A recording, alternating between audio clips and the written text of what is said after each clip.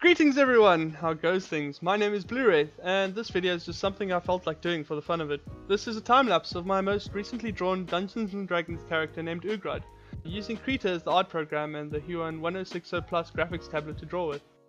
Now, I guess you could say I was misbehaving a bit, because normally your average artist will draw the construction lines of the whole character's body before starting with more detail, but honestly, screw the system. Ugrod is a classic half-orc barbarian with 2 little brains and too much muscle. He loves the outdoors, fighting, and animals. Probably because they're tasty. Ugrod is terrible. When I started this drawing, I already had a specific pose in mind, with these huge obsidian axe resting on his shoulders holding the haft in each hand. However, I decided that this would limit his overall appearance and contradict his personality.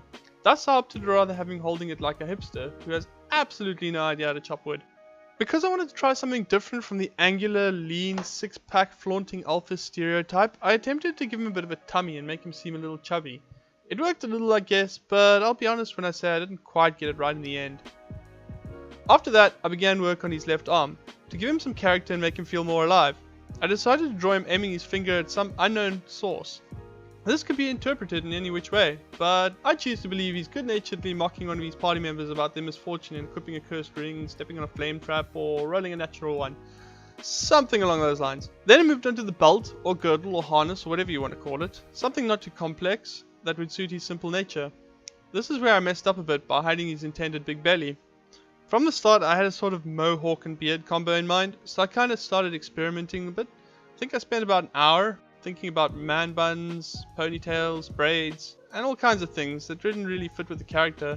I found that the axe would look a lot better with a Stone Age style to indicate Ugrod's affinity with nature, and the destruction of it apparently. So I made it pretty clear that it was a bit crude, with a tree branch haft and a chipped out obsidian head. I thought about sandals instead of boots, but I felt a bit bad for the guy out in the wilderness without a shirt on, so instead I drew the outline of some furs and moccasins. The loincloth was basically a bunch of animal skins held together by the belt. Totally befitting a barbarian who has no idea how to sew, or even what a needle is. Now that the construction lines are okay, it's time to move on to the line art. I didn't want to go too crazy with the appearance, seeing that he's not meant to be particularly frightening, so I went with the normal sized pointy ears and tusks, which also happen to be pretty pointy, and average sized huge barbarian muscles.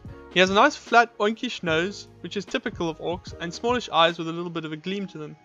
So, now that we're moving on to the more boring part of just doing the nice clean solid lines on top of the construction lines, why not talk a little bit about Ugrod's background? His troubled past started when his wife kicked him out of the house for not being manly enough for orc standards, so he was forced into a nomadic lifestyle that involved living off the land.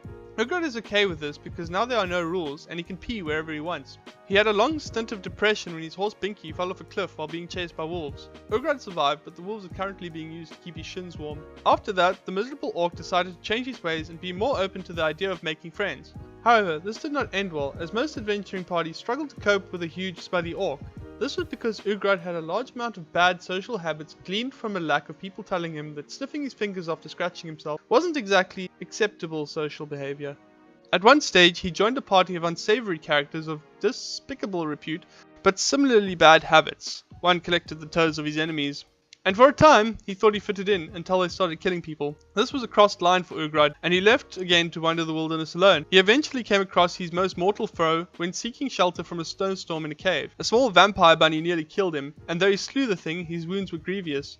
If it had not been for a trader that sought refuge in the same cave a day later, Ugrod may have perished. Now that Ugrod had a renewed faith in people, he went back to the city and became an arena combatant, and for a time he had a family once again among the other gladiators. Ugrod, like me, has a lot more bark than bite, and though not very sharp, he is always happy to exploit an opening when finding a way to insult his team members. However, it's not a good idea to hurt his companions, as he believes that the privilege is reserved for him alone. So, finally I moved on to the colour. I decided to give him a bit of a grey-green effect with tiger's eye-coloured irises, and healthy shine to his hair and nails. The axe was my favourite part, with a sort of carved out handle to protect the user from splinters, while the rest was minimal and rough. Trying to make the axe head look like obsidian without too much detail that it wouldn't fit with the rest of the picture was hard, and there were probably better ways to do it, but I was pretty happy with the result. At this stage, I looked at my drawing and felt like something was missing, so I asked an epic level creative artist friend for some advice. She suggested a piercing in the nose, which made a lot of sense for the character's appearance. I started with some earrings though, because these also seemed to look pretty nifty.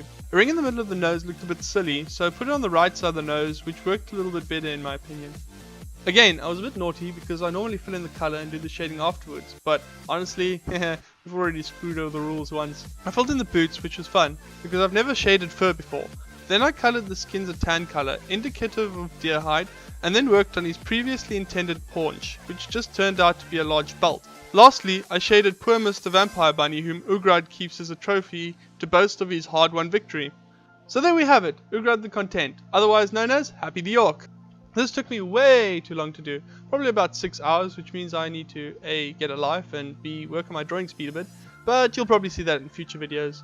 I hope you enjoyed this video though. If you did, give me a like so that I'll be obligated to make more, and all the best to everyone. See you next time.